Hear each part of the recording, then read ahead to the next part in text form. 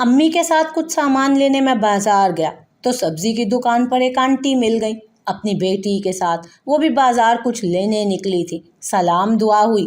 انہوں نے پوچھا یہ آپ کا بیٹا ہے؟ امی نے میری تمام تر الٹی حرکتوں کے باوجود تسلیم کر لیا۔ ہاں جی، یہ میرا ہی بیٹا ہے۔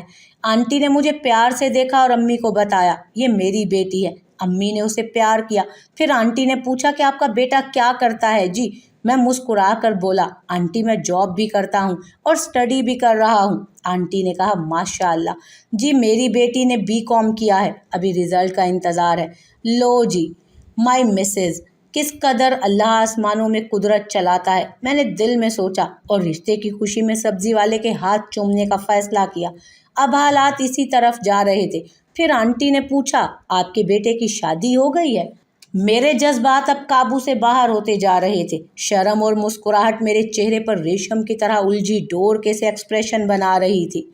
میں نے سوچا آخر کیسے ہوتی آنٹی، آپ پہلے سبزی لینے آتی ہی نہیں تھی؟ امی نے مسکراتے ہوئے کہا نہیں جی، اسٹڈیز کمپلیٹ ہو جائیں اور تھوڑا سا سیٹل ہو جائے تو پھر انشاءاللہ، جب تک بسما جی کا رزلٹ بھی آ جائے گا۔ میں نے دل ہی دل میں سوچا۔ آنٹی بولی اچھا، ہم بھی بس اس کے رزلٹ کا ہی ویٹ کر رہے ہیں۔ میں نے شرما کر اللہ کا شکر ادا کیا اور ہلکا سا ان کی طرف دیکھا۔ وہ بھی ہلکا سا مسکرائیں۔ آنٹی نے بات آگے بڑھاتے ہوئے کہا ماشاءاللہ اس کی خالہ کے گھر بات پکی ہوئی ہے نا، نکاح کر دیا ہے۔ اس کی پڑھائی کا انتظار تھا، اب ختم ہوئی ہے، بس 2-3 ماہ میں رخصتی بھی کر دیں گے۔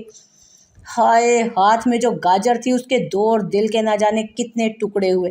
ریشم کی الجھی ڈور والے ایکسپریشن اب جلی ہوئی رسی جیسے ہونے لگے۔ سبزی والے کے ہاتھ چومنے کی بجائے کاٹنے کو دل کرنے لگا۔